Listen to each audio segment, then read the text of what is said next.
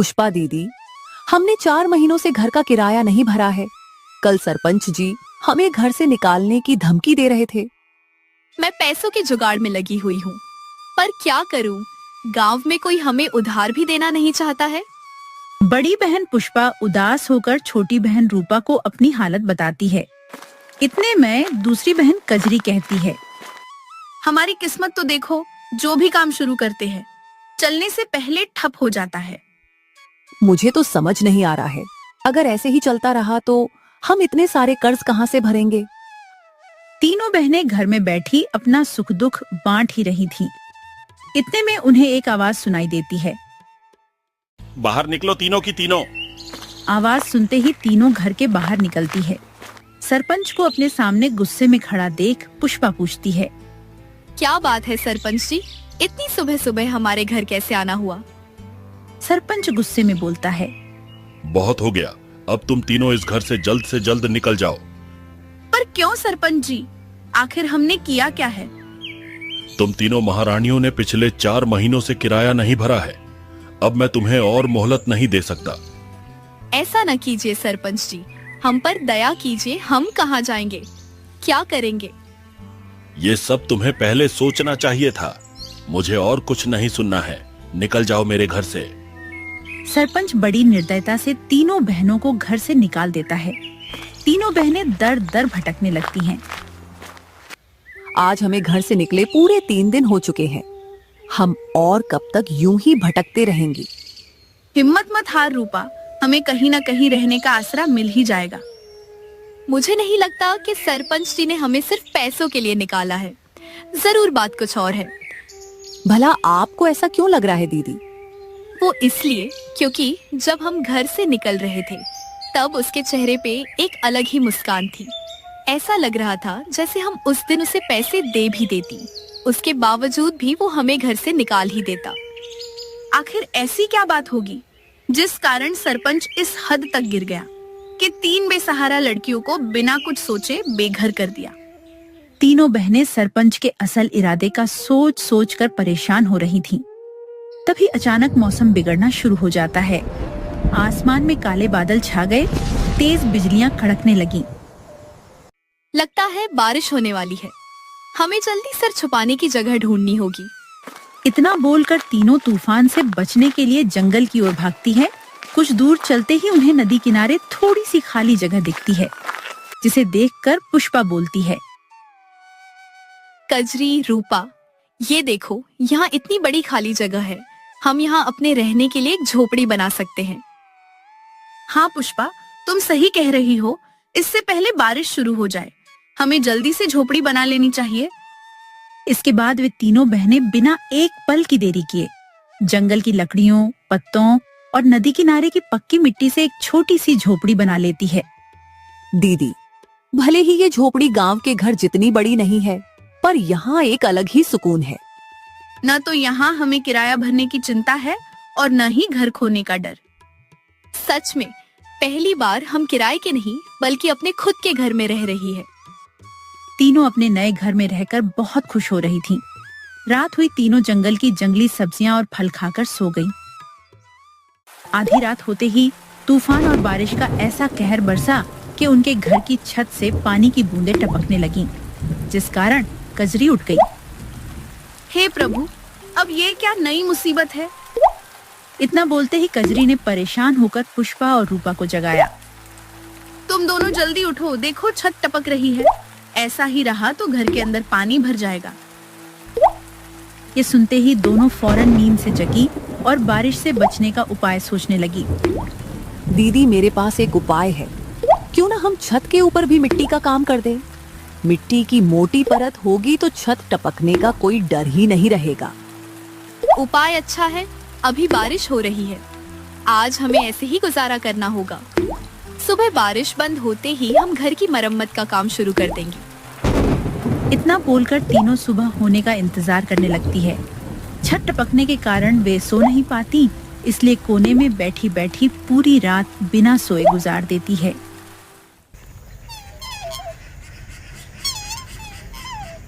सुबह होती है, बारिश के रुकते ही वे तीनों छत की मरम्मत में लग जाती है। तुम दोनों यहीं रुको, मैं मिट्टी लेकर आती हूँ। थोड़ी देर बाद पुष्पा मिट्टी लेकर आती है और फिर तीनों बहनें छत ठीक करने लगती हैं। अब उनका घर पहले से और भी मजबूत बन गया था। ऐसे ही दिन बीतते चले जाते हैं। अब तो गांव में हर रोज बारिश होनी शुरू हो गई थी, लेकिन तीनों बहनों के घर पर बारिश का कोई असर नहीं पड़ता था।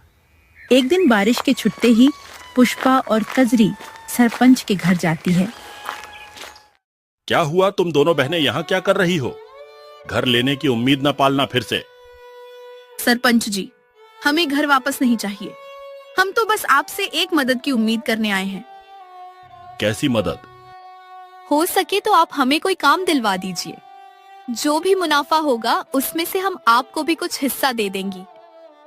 लगता है गरीबी में तुम दोनों बहनों की मत ही मारी गई है। तुमने ऐसा सोचा भी कैसे कि मैं तुम्हारी मदद करूंगा? आप तो गांव के सरपंच हैं, आपको तो गांव में हर किसी की मदद करनी चाहिए। ये आपका फर्ज है सरपंच जी। अब तुम दोनों मुझे मेरा फर्ज सिखाओगी। मेरे इतने बुरे दिन नहीं आए कि मैं तुम अनाथ बहनों से सलाह लूं। सरपंच उनकी खूब बेइज्जती करता है, मानो जैसे वो बरसों पुरानी कोई दुश्मनी अपने गुस्से के जरिए उनपे निकाल रहा हो। कजरी और पुष्पा उसके ऐसे बर्ताव से परेशान हो चुकी थीं। आखिर आप हमसे इतनी नफरत क्यों करते हैं? हमने आपका बिगड़ा ही क्या है? मैं तुम्हें जवाब देना जरूरी नहीं समझता। अब जाओ यहाँ से, मेरा दिमाग ना खराब करो। इसके बाद दोनों मायूस होकर सरपंच के घर से निकल जाती है। दोनों के अंदर घर जाकर रूपा को सब सच बताने की हिम्मत नहीं रहती है, इसलिए दोनों वहीं रास्ते में रुककर परेशानी का हल सोचने लगती है। कजरी, अब हम क्या करेंगे? काम नहीं मिलेगा तो अपना पेट कैसे पालेंगे? कब तक हम जंगली सब्जियां और फल खाकर गुजारा करेंगे? ऐसे तो हमारी सेहत बिगड़ जाएगी। मुझे तो रूपा की फिक्र हो रही है। हमारी छोटी बहन है, हमें उसे खुश रखना चाहिए, पर किस्मत के हाथों मजबूर उसे भी हमारे साथ दुख झेलने पड़ रहे हैं। दोनों बहनें एक दूसरे से अपना दुख बांट रही थीं। तभी अचानक वहां गांव की कुछ औरतें आती हैं। ये दोनों मनहूस यहाँ क्या कर रही है? इन्हें तो सरपंच ने घर से निकाल दिया था ना। अपने बारे में ऐसी बातें सुनकर कजरी को बहुत गुस्सा आता है और वो उस औरत को सुनाने लगती है। तुम हमें ऐसे कैसे बोल सकती हो? क्या हमने तुम्हारा उधार खाया है जो तुम्हारी बातें सुने? जेब में 1 रुपया तो है नहीं, पर अकड़ तो देखो। जुबान कैंची की तरह चलाने से कुछ नहीं होता। तुम तीनों बहनें हो ही मनहूस। सही कह रही हो बहन, मुझे तो इन तीनों बहनों से नफरत है। इनके माता पिता ने जो गांव वालों के साथ किया था वो कोई भी अब तक भूल नहीं पाया है। कहना क्या चाहती हो? मेरे माता पिता ने ऐसा क्या किया था गांव वालों के साथ? उन्हें बदनाम मत करो, वे तो अब इस दुनिया में भी नहीं हैं। सच सबको कड़वा ही लगता है। खैर, हमें तुम्हारे मुंह नहीं लगना, हमारे पास इतना फालतू समय नहीं है। इतना बोलकर वे औरतें वहां से चली जाती हैं। शाम होते ही कजरी और पुष्पा अपने घर वापस आती हैं। क्या बात है दीदी, आप दोनों इतनी निराश क्यों लग रही हो? कुछ नहीं बाबू, बस थोड़ी काम की चिंता है। आज भी हम खाली हाथ ही लौटे हैं। कोई बात नहीं दीदी, आप दोनों निराश ना हो, ऊपर वाला सब ठीक कर देगा। हो सकता है वो हमारी परीक्षा ले रहा हो। कहने को तो सबसे छोटी हो, पर समझदारी हमसे भी ज्यादा है। मुझे ऐसा क्यों लग रहा है दीदी, जैसे सिर्फ काम ही समस्या नहीं है, बात कुछ और भी है। नहीं तो ऐसा तो कुछ भी नहीं है। तू ज्यादा मत सोच, जाकर सो जा, हम कोई न कोई काम ढूंढ ही लेंगी। तब रूपा, पुष्पा और कजरी रूपा को गांव में हुई चर्चा के बारे में कुछ नहीं बताती है। रात होती है। रूपा के गहरी नींद में जाते ही कजरी परेशान होकर पुष्पा से बातें करने लगती है। पुष्पा, आखिर गांव में सब हमसे इतनी नफरत क्यों करते हैं? जब देखो तब हमारे माता पिता को गलत क्यों कहते हैं? मुझे भी समझ नहीं आ रहा है। आखिर ऐसी क्या वजह है कि सब हम तीनों बहनों से इतनी घृणा करते हैं? यही सवाल उन्हें मन ही मन बेचैन किए जा रहा था। कुछ दिन बीते, अब तो उनकी हालत इतनी खराब हो गई थी कि बिना पैसों के गुजारा करना नामुमकिन सा हो रहा था।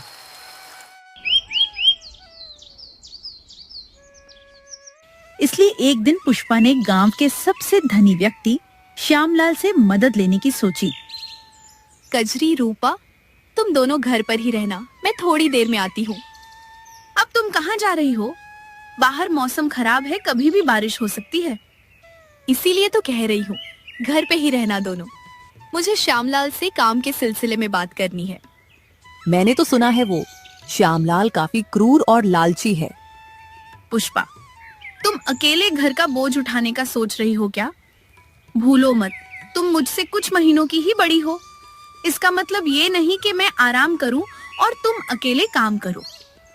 मैं घर में अकेली रहकर ऊब जाती हूँ। अब मैं भी काम करूंगी और घर खर्च में आप दोनों का हाथ बटाऊंगी।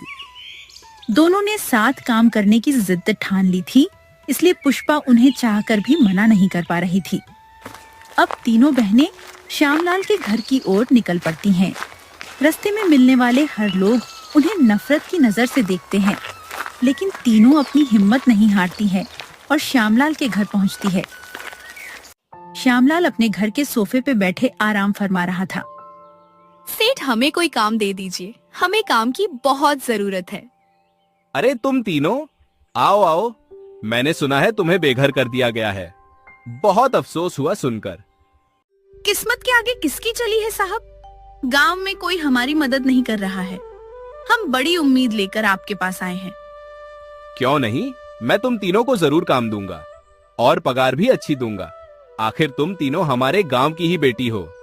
ये सुनकर तीनों के होश उड़ जाते हैं। रूपा हैरान होकर मन में सोचती, ये श्यामलाल तो दिल का बड़ा अच्छा है। लोग फिजूल में इसके बारे में फालतू की अफवाह फैला रहे थे। रूपा इतना सोचती ही है, इतने में श्यामलाल उन्हें कुछ पैसे देकर काम करने को बोल देता है। ये लो, कुछ पैसे रख लो और आज से ही काम में लग जाओ। और हाँ, आगे कभी भी पैसों की जरूरत हो या कोई भी परेशानी हो तो बेझिझक मुझसे कहना। शुक्रिया सेठ, आप सच में बहुत भले इंसान हो। भगवान आपको हमेशा तरक्की दे। इतना बोलकर तीनों मजदूरी के काम में लग जाती है। दिन बीतते हैं, अब उनकी थोड़ी आमदनी होने लगती है। अब उनके घर में न तो राशन की कमी थी और न ही पैसों की। श्यामलाल ने तो जैसे उन तीनों की किस्मत ही बदल दी थी। एक दिन मौसम की मार गांव पे ऐसी पड़ी कि बारिश ने रुकने का नाम ही नहीं लिया। न जाने अचानक मौसम को क्या हो गया है, बारिश रुकने का नाम ही नहीं ले रही है। आज 4 दिन हो गए हैं, हम काम करने नहीं गए। अगर सेठ श्यामलाल गुस्सा हो गए तो लेने के देने पड़ जाएंगे। इतनी बारिश में कोई पागल ही होगा जो घर से बाहर निकलेगा। आप फिक्र मत करो, सेठ श्यामलाल बहुत अच्छे हैं, हमारी परेशानी समझेंगे। हाँ, ये तो है, वो हमारी जिंदगी में एक फरिश्ता बनकर आए हैं। जहाँ सबने हमसे मुंह फेर लिया, वहाँ उन्होंने हमें सहारा दिया। वैसे मुझे आप दोनों से कुछ बात पूछनी है। क्या बात है रूपा? किसी ने कुछ कहा क्या? मैं कुछ दिन पहले घर का सामान लेने बाजार गई थी। तब वहाँ मुझे सब लोग बहुत ताने दे रहे थे, कह रहे थे अपने माता पिता की करनी का फल जरूर भुगतेगी। तू उनकी बात पे ज्यादा ध्यान मत दे, वे सब हमारी तरक्की से जल रहे हैं। और नहीं तो क्या, जब हम दर दर की ठोकरें खा रहे थी तब तो कोई मदद करने के लिए आगे नहीं बढ़ा। अब हम उनकी बात क्यों सुने भला?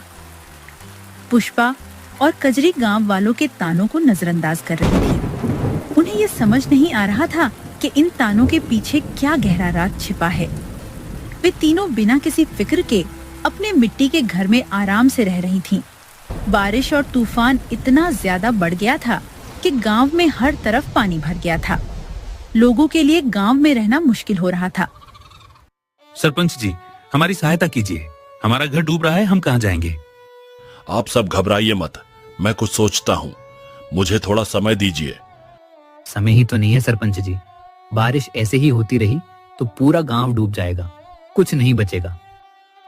गांव की परिस्थिति बहुत खराब हो गई थी। पानी का बहाव इतना बढ़ गया था कि सब अपनी जान बचाने के लिए जंगल की ओर भाग रहे थे। जंगल पहाड़ की ऊंचाई पे था, इसलिए वहाँ पानी भरने की परेशानी नहीं थी। रूपा और कजरी घर के बाहर बैठी थी, तभी उनकी नजर गांव वालों पे पड़ी। कजरी दीदी, वो देखो गांव वाले जंगल में इधर उधर दौड़ रहे हैं। अरे हाँ, चलो देखते हैं क्या हुआ है। कजरी पुष्पा को आवाज देती है। पुष्पा भी घर के बाहर आ जाती है। फिर तीनों गांव वालों के पास जाते हैं। उन गांव वालों की भगदड़ में सरपंच भी था। क्या बात है सरपंच जी, आप सब इधर उधर भाग क्यों रहे हैं?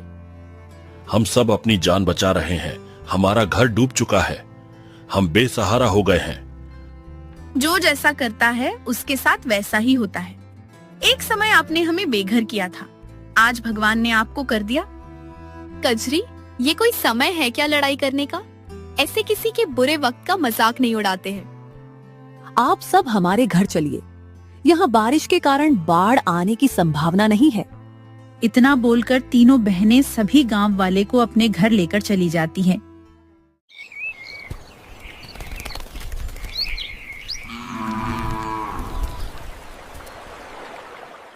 दो दिन बीतते हैं, बारिश का कहर कम होता है। सब अपने अपने घर जाने की तैयारी करने लगते हैं। तब सरपंच, हमें माफ कर देना तुम तीनों। हमने तुम्हारे साथ बहुत अन्याय किया है। हमने तुम्हारे माता पिता की गलतियों की सजा तुम तीनों बहनों को दी। आप सब अक्सर हमारे माता पिता की गलती की बात करते रहते हैं। आखिर उन्होंने ऐसा क्या किया था जिसकी सजा आप सब हम तीनों बहनों को देते आ रहे थे? सरपंच जी, आज आपको सच बताना ही होगा। आखिरकार सरपंच अपनी चुप्पी तोड़ता है और उन्हें सालों पुराना राज बताता है। तुम्हारे माता पिता ने सालों पहले मंदिर के गहनों की चोरी की थी। ये सुनते ही तीनों के पैरों तले जमीन खिसक जाती है। नहीं, ये मुमकिन नहीं। भले ही हमारे माता पिता हमारे साथ ज्यादा समय तक नहीं रहे हों, पर फिर भी हम ये यकीन से कह सकते हैं कि वो ऐसे बिल्कुल नहीं थे। हाँ, मैं 9 साल की थी जब मेरे माता पिता गुजरे थे। उनके गुजरने से पहले वो मुझे हमेशा सच्चाई और धर्म के मार्ग पर चलना सिखाते थे। अब आप ही बताइए, जो अपनी बच्चियों को इतने अच्छे संस्कार दे, वो भला चोरी जैसा गलत काम कैसे कर सकते हैं? तीनों जिद पे अड़ गई थी कि वे अपने माता पिता के माथे पे लगा ये कलंक मिटा कर रहेगी। वे तीनों सरपंच के ऊपर भड़कने लगी थीं। तभी अचानक एक बूढ़े बाबा की आवाज आती है। वे दोनों सच्चे थे। ये सुनते ही सबकी नजर उनके ऊपर जाती है। आप कौन है बाबा? मुझे नहीं पहचाना सरपंच? मैं उस मंदिर का पुजारी हूँ। तुम्हें कहाँ से याद होगा? उस वक्त तो तेरा पिता गांव का सरपंच था। चलो सब मेरे साथ, आज सारे रहस्यों से पर्दा उठेगा। इतना बोलकर बूढ़े बाबा सबको श्यामलाल के घर के आंगन में लेकर जाते हैं। सरपंच, यहाँ खुदाई करवाओ। खुदाई शुरू होती है। मिट्टी के अंदर से मंदिर का खजाना निकलता है। ये खजाना यहाँ कैसे?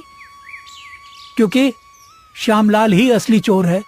वो तेरे पिता का खास मित्र था। उनसे चोरी करके तेरे माता पिता को फंसा दिया था। अगर आपको सच पता था तो आपने अब तक किसी को कुछ बताया क्यों नहीं था? मैंने श्यामलाल को चोरी करते देख लिया था, इसलिए वो मेरी जान का दुश्मन बन गया था। उससे बचने के लिए अब तक मैं अपनी पहचान छुपाकर घूम रहा था। वो श्यामलाल बाढ़ से बचने के लिए शहर भाग गया है। अब हम उसे सजा कैसे देंगे? उसने मेरे माता पिता का नाम खराब किया है। इतने सालों तक उसकी वजह से आप सबने हमें इतने ताने मारे। मेरे माता पिता को कोसते रहे। उसे उसकी भरपाई करनी होगी। हम कैसे भी करके उस श्यामलाल को गांव वापस लाकर रहेंगे। दीदी, मुझे ये समझ नहीं आ रहा है, अगर श्यामलाल इतना बुरा था तो उसने हमारी मदद क्यों की? वो इसलिए क्योंकि ये आधा खजाना है, आधा तुम्हारे पिता ने उससे बचाकर कहीं छुपा दिया था और उसे लगता है कि तुम्हें खजाने का पता है। अब सारी हकीकत उनके सामने थी। उन्होंने शहर में श्यामलाल के पास ये खबर पहुंच पाई कि बाकी का खजाना मिल चुका है। श्यामलाल लालच के भंवर में फंस गया और गांव दौड़ा चला आया। सभी गांव के चौराहे पर खड़े उसका इंतजार कर रहे थे। कहाँ है मेरा खजाना? तुम्हें खजाना नहीं, हथकड़ियां मिलेंगी सेठ। ये सुनते ही श्यामलाल समझ जाता है कि उसे झूठ बोलकर बुलाया गया है। सरपंच और बाकी के गांव वाले उसे पुलिस के पास लेकर चले जाते हैं। फिर रूपा पुष्पा से पूछती है, दोषी को सजा तो मिल गई, पर ये समझ नहीं आया कि पिताजी ने बाकी का खजाना कहाँ छुपाया होगा। मुझे पता है, माँ कहा करती थी कि हमारे घर के आंगन में गांव की धरोहर छिपी है। आज मुझे इसका अर्थ समझ आया। इसके बाद पुष्पा ने अपने किराए वाले घर के आंगन की खुदवाई कराई और खजाना वापस से मंदिर के हवाले कर दिया। फिर वे तीनों बहनें खुशी खुशी नदी किनारे वाले घर में रहने लगीं। अब उन्हें कोई घृणा की नजर से नहीं देखता था। सब उनसे बहुत प्यार करते थे और उन्हें अच्छी पगार पर काम भी देते थे। इस प्रकार की मजेदार कहानियों को सुनने के लिए हमारे चैनल को सब्सक्राइब करना ना भूलें।